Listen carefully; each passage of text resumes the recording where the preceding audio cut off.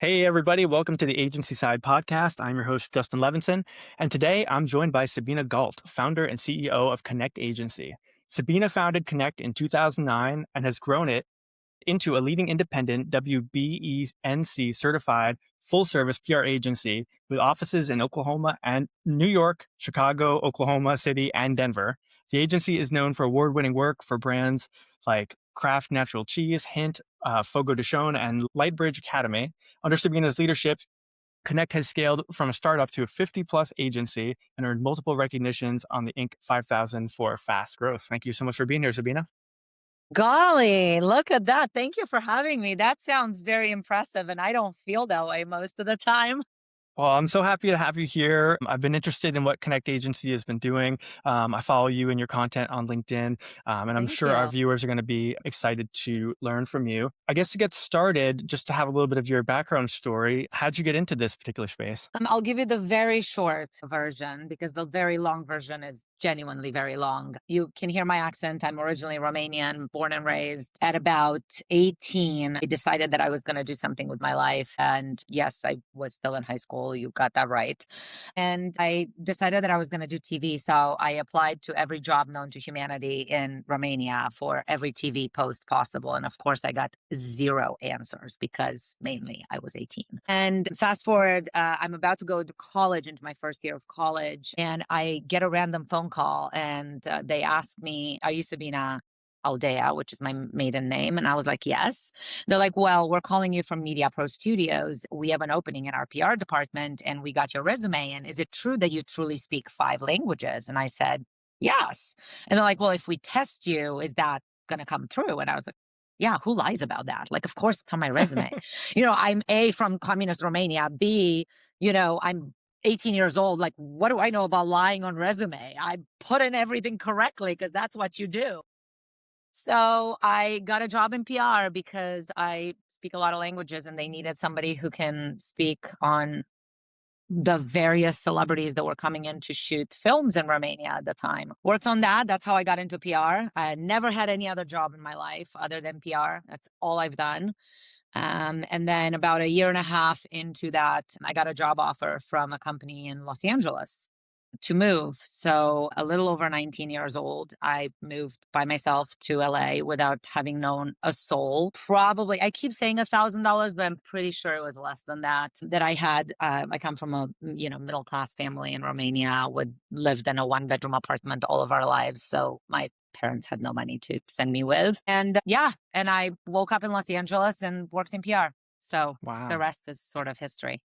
That's amazing. Yeah, talk about a really interesting story from Romania up to Los Angeles. I didn't know that. And that is fantastic. You speak so many languages. I guess when you first got to LA, your first role, I had noticed that you kind of come from an account executive background. Is that sort of where you kind of got your start? Yeah, so I actually started in film. Okay. I started in film. I worked in film. I worked for the production company here in LA doing PR for the movies that they were launching. I then took a break, went back to school, finished college because I had never finished college. And while I did that, because I wasn't able to work in the United States, I worked in London actually for the BBC. So I worked for this like super old show. I mean, it will date me of how old I am, but there was a morning show. Think of the Barbara Walters of the BBC who interviews celebrities. That's what they were doing, but they were shooting in LA, but it was all done via the BBC UK. So I worked as a freelancer for them and helped get celebs on that. Then when that ended and I finished school a year and a half in, that sort of propulsed me into the celeb world. So I worked for BWR for a couple of years and did all celeb. Started off as, assistant number 79 and learned the ropes and learned how to do schedules and how to manage celeb schedules and got media relations. And then could not keep that job because I'm a really terrible employee. Got fired. So then I decided, well, maybe it's the celeb side that doesn't work for me. So I'll go into product. No, about a year and a half later, I got fired from that job too. Because again, Wow. really terrible employee and can't keep my mouth shut and have opinions about everything. So I then sort of didn't have a choice and started my own agency, not because I thought I can be doing it better than everybody else, but genuinely because I can't keep a job. Mm. So I ended up with 3 clients that didn't want to leave me and started an agency. And that Wow. was 19 years ago. That's interesting. It is a commonality, though, that I have spoken to a lot of leaders who have been fired numerous times in their careers before they launch their agencies. I think it's sort of a commonality that I've noticed from guests on the show, which is fascinating.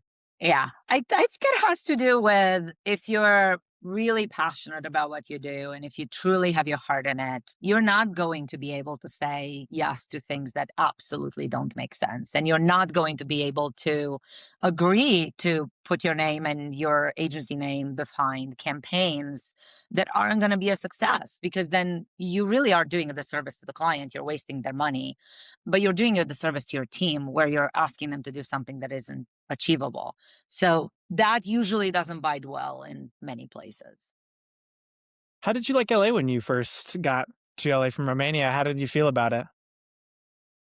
It was incredibly overwhelming, but I had definitely traveled. The beauty of being a European is that you can travel throughout Europe incredibly easily. And you can be, in Spain for a couple of days and then you go back, and then you can be in London for a couple of days and then you can go back. So it's very easy to travel around Europe. So I had traveled extensively, never this far, but I think I imagined LA being New York.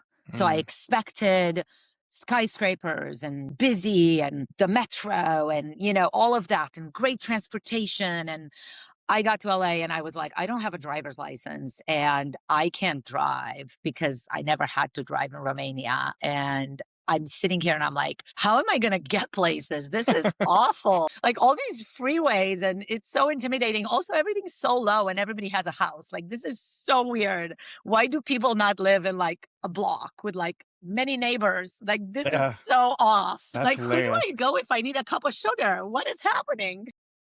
That's funny. Yeah, I mean, I sort of, I lived in LA for many years and I came from Vermont, which is really rural Yeah. part of the East Coast. And yeah, it was really intense for me driving, especially like those like 5 lanes of like of highway. We're just Yeah. kind of like, having an anxiety attack because there's like, so many people around you and it's just, it's not for everybody.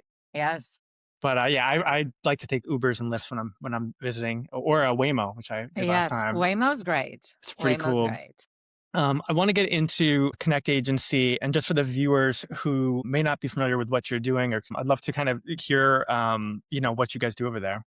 Yeah. Look, at the heart of it, we're a PR agency. We got started into the world when TikTok didn't exist and Instagram didn't exist. And the landscape that we have today, AI and everything, that did not exist. And digital marketing as a whole did not exist. So, almost 20 years ago, it was good old PR, good old crisis, good old advertising, a little bit of like quote unquote spokesperson, even though nowhere near what it is today.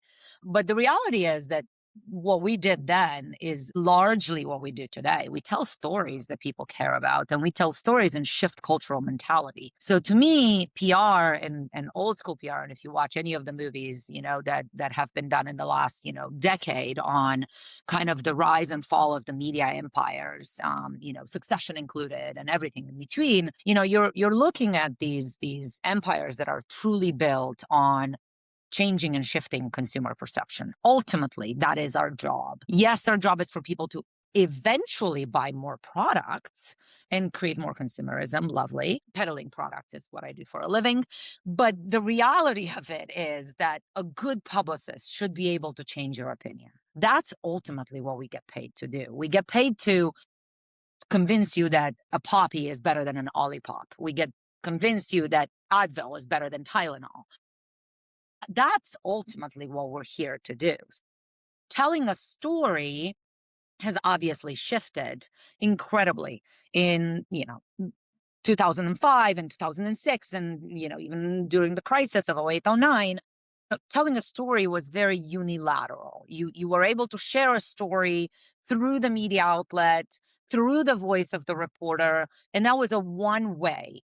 Today, that same story has to be able to be shared through the voice of a content creator, through the voice of a social network that may or may not read what's actually in the caption. So visually, you have to be able to create what that looks like. Yes, through the eyes of a reporter, but that may be on a Substack and not on a national media outlet. That may be in the plaza of the Today Show and without actually being on the Today Show. That may be through the eyes of a digital outlet. So the way you tell that story has changed dramatically and has shifted and impacted. And I think you mentioned our newsletter earlier, but like, one of the newsletters that we did towards the end of last year was about the study that came out that really said that AI is really pulling about 85% of its data from earned media because it considered it as a valid source of information. And advertising as a whole is pay to play. So it's therefore not a valid source of information. So you can advertise till you turn blue in the face. You're not going to get that change in opinion. And that's become very visible in the last couple of years. So we tell stories for brands in the franchise space and in the consumer product goods space, mainly food, beverage, wellness. And the way those come to life through social and influencer and yes, earned and crisis management, because you can't really not do it, and content and creative. So we do that in the scope of telling the story. We don't do that on its own, if that makes sense. Yeah, that's really amazing. And for viewers to go on Konnect Agency's website and check out some of the newsletters, they're really interesting. I was doing a dive before we had this conversation, and some really good informative stuff there. Thank I'm you. interested in, so you said you started out with 3 clients, I think you Mhm. said, and then that's kind of what you had launched with. I guess it's kind of a long journey, but how did the scaling happen from, I guess how many people did you have when it was 3 clients? Was that just you alone at that time? Thanks for tuning in, folks. This episode is brought to you by Coming Up Creative, a relationship-first boutique creative recruitment agency. We disrupt the creative ecosystem by running sophisticated, multi-channel campaigns with custom video and voice outreach that actually gets responses. We actively market the agencies and brands we represent to help them stand out to today's industry's top talent, all backed by real human connection and AI-powered targeting. If you're ready for a modern recruitment approach, visit www.comingupllc.com and get started today. I had one employee who is still with me today. She runs our sister agency and she's phenomenal. Her name is Monica. She's an incredible individual that has been able to grow leaps and bounds and beyond any expectation that anyone would ever have. And then we hired teams along the way. We contracted teams along the way. We hired, we then contracted again. And contracted, I mean, really like we've gotten bigger and then smaller and then bigger and then smaller. And part of that was due to, the shifts in economy and how that has affected the agency landscape and how you're looking at the larger ecosystem of, where salaries used to be 20 years ago and where they are today, what kind of level of expertise a client is expecting today that they didn't expect 20 years ago, how you would be able to do more with less 20 years ago and now you really can't, more really is more, and how the level of specialization that we didn't have 20 years ago we have today. And that's across all agencies. We're not special. I think every agency is experiencing this, where you have to be having specialized team members that know you can't just have a junior 2 years out of college doing somebody's social media. Like it just doesn't work Yeah. unless that's their specialty. Yeah. Yeah. Well, it sounds like you've built something really amazing where people, really enjoy working, because you guys have, I saw you won the award there for, I guess it was 29 Inc.'s Best Places to Work. And then also, I'm not sure what year it was, but LA Business Journal Best Place to Work. So seems like the people that, like you said, it's pretty amazing that you had somebody that started with you at inception still with the company today. Yes. I mean, look, there's the what should be said and there's the what I'm going to say, because I can't keep my mouth shut and I have to be honest. Look, agencies are a grind. There's no whoever says that it's, rosy. And I mean, we had a crisis literally this weekend. So that team had to work this weekend. Like, what are we going to tell that client? Sorry, we can't help you. It's Saturday. So agencies aren't for everyone, and agencies aren't for sometimes the long run either. There are people who do it for 10, 12 years in their younger careers. And then they're like, oh my God, I really don't want to do this for the rest of my life. Right. So that's the negative side of it. The positive side of it, I think, is if this is what you want to do, and if this is the career that you want, like my president that's been with me for 12 years, and this is her career. This is what she wants to do. My EVP of digital who's been with me for 6 years, and this is her career. She's been in agencies all of her life. She loves the agency world. This is what she's going to do. She's raised 3 kids, through the agency world. She's birthed 2 kids through the agency world, right? Or our VP of Ops, who's been with us for 13 years, and she's on her third child. She's currently on maternity leave. Again, this is her life. So when that happens and that move gets made into, yes, this is what I want to do with my life, then we're really great for that crew. We have incredible benefits. We have, incredible pick your perks where you can get money or days off or, extra perks that you may want, random ass, but Costco membership. Like people love our Yeah, Costco membership. that's cool. They're like, this is a great perk. Yep. We have a ton of PTO. Like it's just, Yeah. we're great for the people that choose this as a career. And I think that's the big differentiation. So yes, you're always going to get people that are like, this sucks. Yes, because that would have sucked no matter where you would have gone. Because in the big world of agencies, I think we're probably in the top 5% in terms of what we offer and, how kind of a human interaction we have with our teams. Yeah. Well, yeah, agency life is a hustle. And if it's in your DNA to do that, I always Yeah. tell people because I do a lot of staffing in the PR and creative agency space, and everyone's always looking for a place where, hey, can I get a better like work life balance? Or, Yes. and it's like, no matter where I'm going to pitch you, you're going to be grinding because that's just how agency life is. Yeah. And it's either in you or it's not. Well, and I think work-life balance, just, Simon Sinek says this really, really well. He had a talk about this a while ago. And he said, people imagine that the equal time you spend at work is the equal time you spend at home. And that's work-life balance. And that actually is highly incorrect. When your life at home is in flames, you're going through a divorce, you're having a brand new baby at home, things are just not good. Whatever is happening in your home life is immediately going to disrupt your work life. And that is a fact. And vice versa. When work isn't going well, you're always bringing it home and you're always disrupting your home life. So work life balance isn't about the time you spend actually at all. You could be working 2 hours a day and be at home for 22 hours. Yeah. If those 2 hours are absolutely the worst hours of your life, you're going to bring that home and those 22 hours are going to be miserable. So what work-life balance really is and should be explained at is, how do you balance out the emotions between the two? And how do Yeah. you find the joy in the hours that you are at work, whether it's 2 or 4 or 9 or 18? And how do you find the joy at home, whether it's 2 and 8 and 822? It doesn't Yeah. matter. But those two, when they find their sync, that's when you have work-life balance and you don't feel like you hate either one of them. Otherwise, Yeah. you're always going to feel like you don't have enough from either one because you're expecting this, like, well, I worked for 2 hours more, so I really should have this.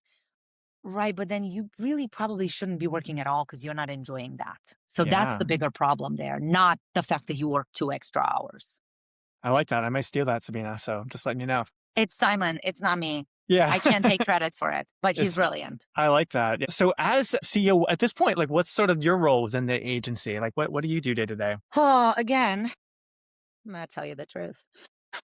Well, You're anything fired. from, Just kidding. cleaning up the conference room because nobody was there to clean it up the day of, and we have a meeting, to putting Christmas decor because our VP of Ops is on mat leave, and our front person didn't work the past week, so we had clients in town and we still had Christmas decor up. So I was like, guys, let's get this Christmas decor up quick, quick, quick. To managing accounts with our team, we have a sort of a simple rule.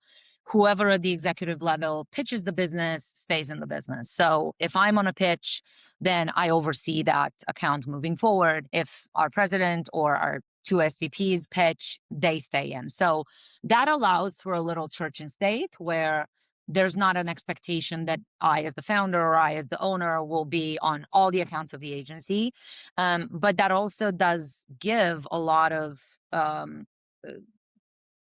just thoughtfulness to the account, let's just say, and a lot of credence to the client because they're like, okay, there is somebody that's watching this account and it's not just, a more junior person on it alone. Yeah. And then that would never happen. We have enough layers that that wouldn't happen, but still we stay in the business. So part of my job is to make sure that the accounts that I oversee and I bring on are actually doing what they're supposed to do and the KPIs are met and the team is really happy doing it. And then I'm seeing what the SVP on that account is seeing. So if they're saying, hey, we really don't think this is going to work out, here's what we're going to do, am I seeing the same thing in my experience, or can I just guide and drive a little bit different the car and then say, what about this view? Are we better with this? Yeah. Speaking of KPIs, I saw your post on the KPIs. You sent that out. That was pretty cool. It's because you got a lot of interest on there. Everybody commented on that thing, asking for the high resolution version of it. I saw. Yes. I mean, look, it's just very interesting because I think no matter how you look at the landscape today, whether you're looking through the influencer lens and content creator lens, or you're looking through the PR lens, or ultimately, nobody should forget that results are why we get paid. So we're not getting paid for efforts. Nobody's getting paid to be cute here in the room. Everybody's getting paid to get a result. So what results are you going to get? That's really important. The other piece that I think is really important is, are those results actually what the client wants? Because sometimes what people say and what they do are two very different things. So somebody may come and say, we really want to be in Forbes in the Wall Street Journal and we want business press.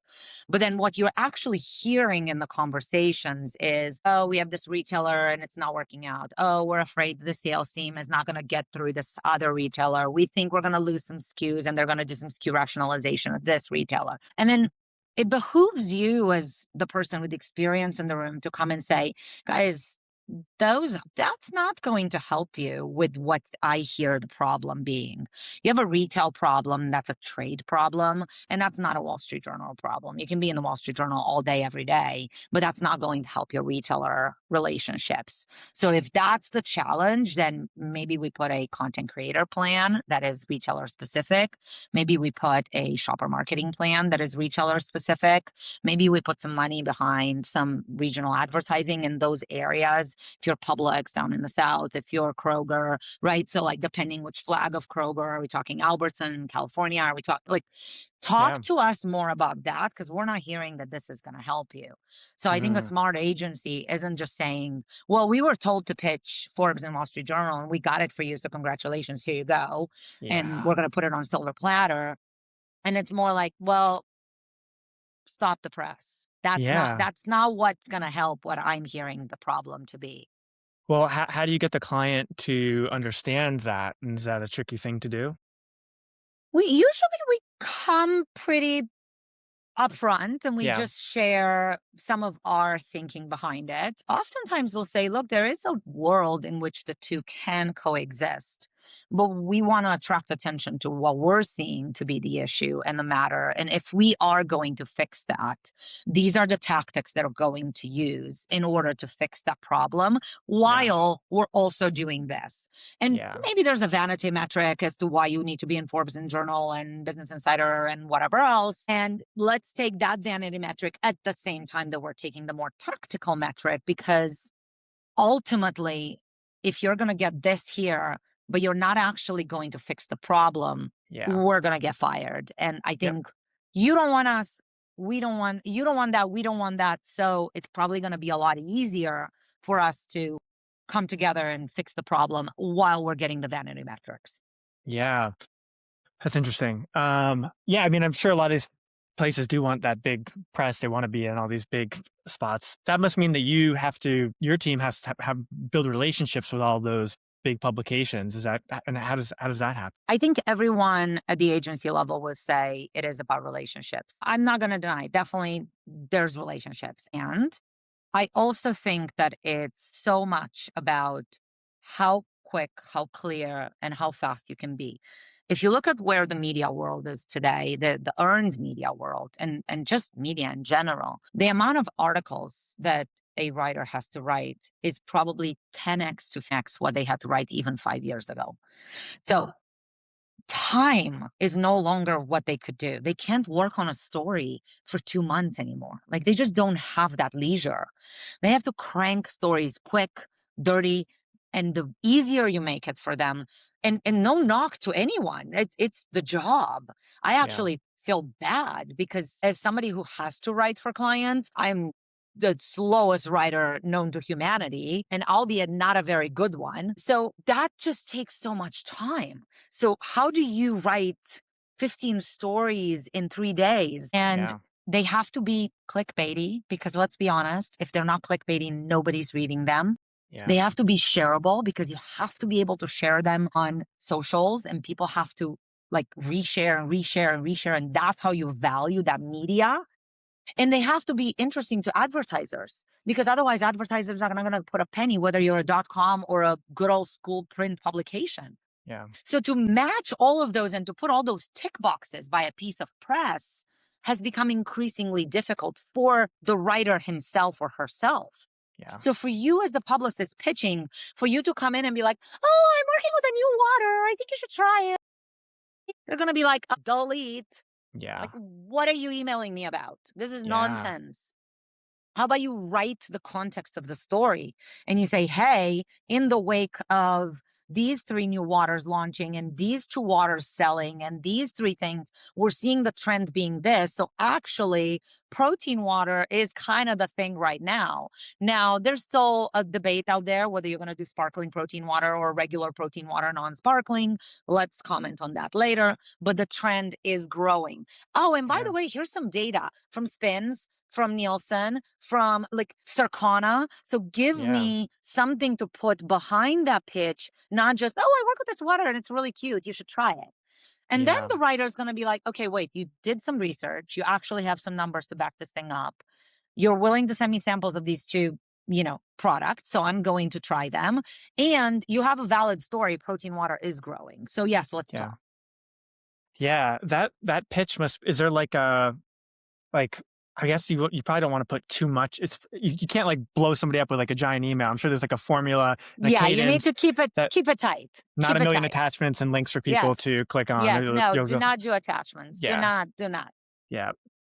Yeah. I mean, that takes a real skill to be able to write something to somebody, even if, I mean, to get them to read it. I'm sure that's a really creative position to have. Yeah. And what we're also experiencing is this interesting landscape of sexy brands. So there are brands that you can pitch until you turn literally purple. And no matter how good your pitch is, you're just not going to get the answers that you think you're going to get. And then you sort of have to do old school bartering. And again, this is what I tell my team, that PR has always been the creator of these opportunities that may not have existed otherwise, right? And if you watched, the Fox documentary about Roger Ailes and like all of those, kind of good TV, you're able to see that, the call is made and says, hey, I need this story this way. Yes, I will give you that other story. When I worked in Celeb, we would have somebody that wasn't necessarily the most famous person, and maybe it was an up and coming and an indie, but then we would have like an A-list celebrity. So the bartering would go, yes, he can do this cover, and I'd love an interview with this. So the conversation is always around moving pieces of on the chessboard and how do you move those pieces so it benefits everyone, right? Ultimately the publication has to benefit because they're getting what they want and they're getting the stories they want, and your clients have to benefit because you're getting them the stories that they want. So together that has to work. The chess has to work both ways, Yeah. and the board has to be played right in its entirety. That said, there are brands that I always say, like, whenever we have an account like that, I'll tell the team, the incoming team, I'll say, this is an account where you send out 2 pitches and you get 100 answers. So Mm. there are just very sexy brands that everyone loves to write about, that everyone wants to talk about, that, take somebody like a Diamond Crystal Salt, for example. Like, it's the salt of every chef in America. It's and beyond. It's the salt in every, kitchen that respects itself. It's in every movie you see it. You see the packaging. People Yeah. love it. People just absolutely adore it. They use it. It's the best salt. Like it just is. It's not a matter of like, this is my opinion because I'm their publicist.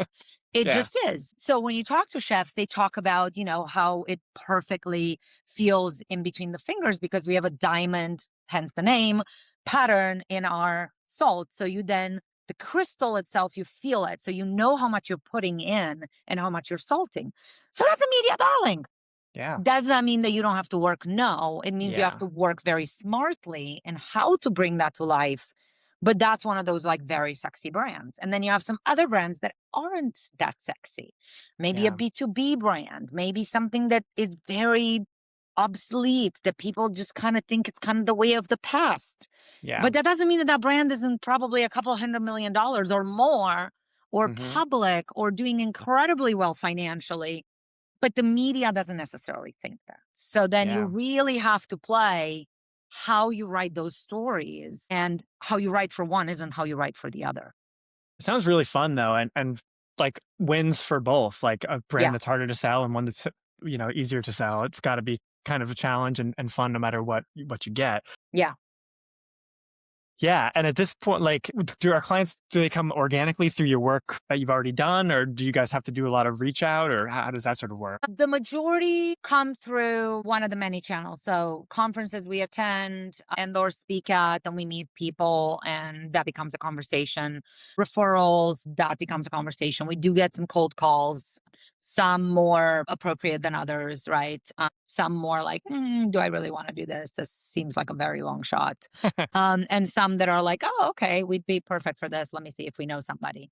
Yeah. I would say the cold calling out almost never works, just because and look, I think that if you're a Weber, if you're a WPP, if you're a massive agency, if you're an Edelman, it probably works wildly differently because your name is so, everybody knows it. Your name is so well, your audience knows who you are, and everyone that you would email knows your name.